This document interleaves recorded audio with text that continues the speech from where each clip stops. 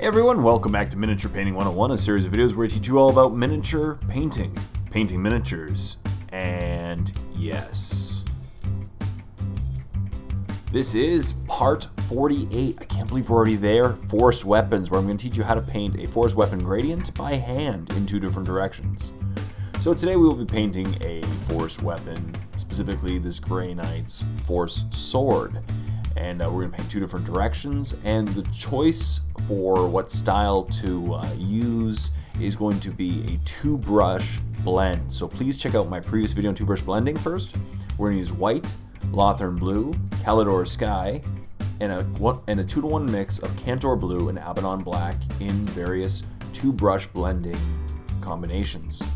So the first combination for the first brush is going to be white scars, and the second one is going to be Lothern blue.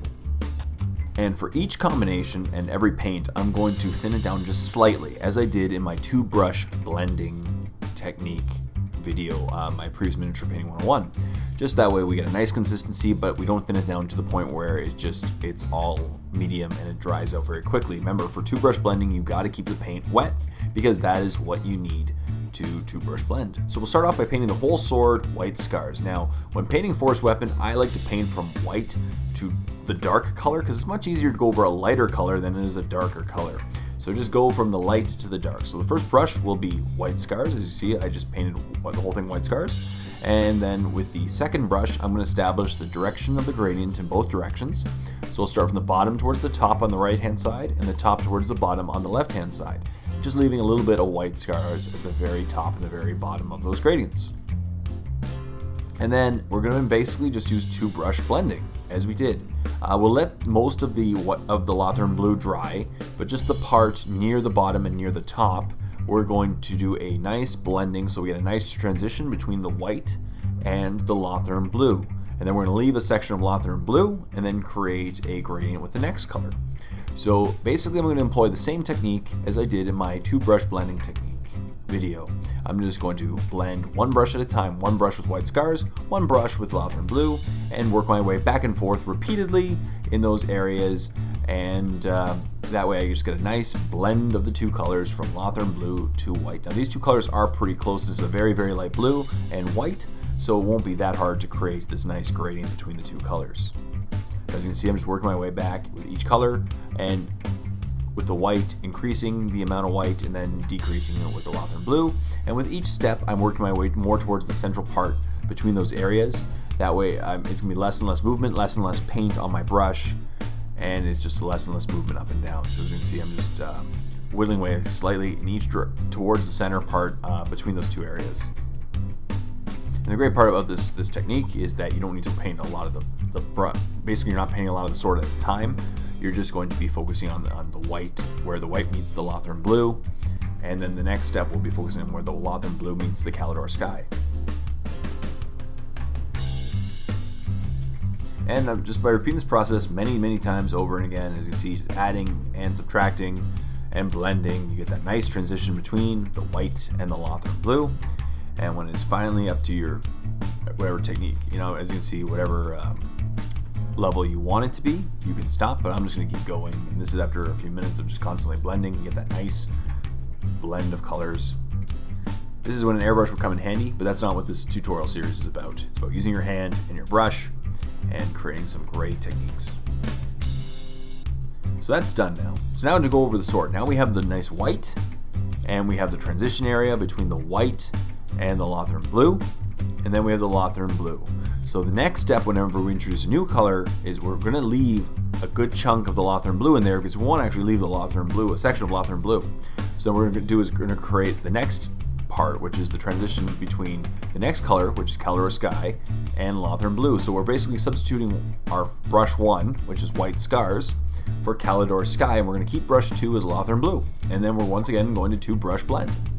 So now I'm going to go up with the Calidor sky, and what I'm going to do is I'm going to clean up the sides as I go. So because as we're going two different gradients and two different colors, it's good to just to use the darker colors to clean up the sides and create that nice partition in the middle as we go. So there we go. So I've only gone up about halfway through because I want to create I still want to leave a section of Lothern Blue. And then now we're going to work really hard to brush blend that intermediate area between Calidor Sky and Lothern Blue. So in the end, it's just going to go white, transition area, Lothern Blue, transition area, Calidor Sky, transition area, and then our final combination. And once again, I'm going to employ the same technique as I did with my 2-brush blending technique video. So just do horizontal strokes and blend towards the center a little bit at a time, and each time decreasing the amount of paint. And by just repeating this process, going the opposite direction gradient, you get this result. So now once again, we have our white at the extreme parts, transition zone, Lothern Blue, transition zone, and then Calidor Sky. So now we're going to create another transition zone using our final color combination. And so we're going to remove the second brush being Lothern Blue, and we're going to use a 2-to-1 mix of Cantor Blue and Abaddon Black. So it's a very dark regal blue. And so we'll start at the bottom of the right hand side of the sword, once again cleaning up the sides as we go, because now they're nice and it's a very distinct break between the two sides of the sword. And we're only going up about a third of the way because we want to leave a good area for that Cantor Blue, for the Calidor Sky. And now we're going to blend, or using our 2-brush blending technique to create a nice transition zone between the Calidor Sky and the 1-to-1 and the Cantor Blue and Abaddon Black. So once again, add and subtract a little bit at a time. Just do some nice, very sturdy horizontal strokes, and with each time going towards more of the center of the zone between the transitions between the two colors. And that's about it. And that's how to create a gradient for a force weapon. All we're going to do is 2-brush blend. Now you can use drying retardants and do wet blending if you want. I prefer 2-brush blending because it dries so much quicker and you get the result within a good amount of time anyway.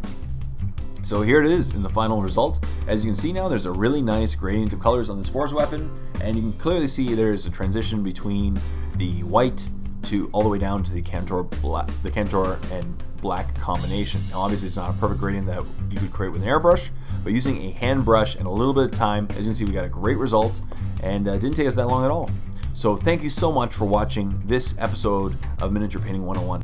And stay tuned for part 49, which is just around the corner. But if you can't wait for next week, check out The Warp. Click on the link below for a free 14-day trial to my premium YouTube channel, where not only we get to see the next 6 months worth of Miniature Painting 101 episodes, you get to see dozens of start-to-finish painting tutorials, battle reports, and just some awesome wargaming content. So go ahead and check out The Warp. I think you'll really love it.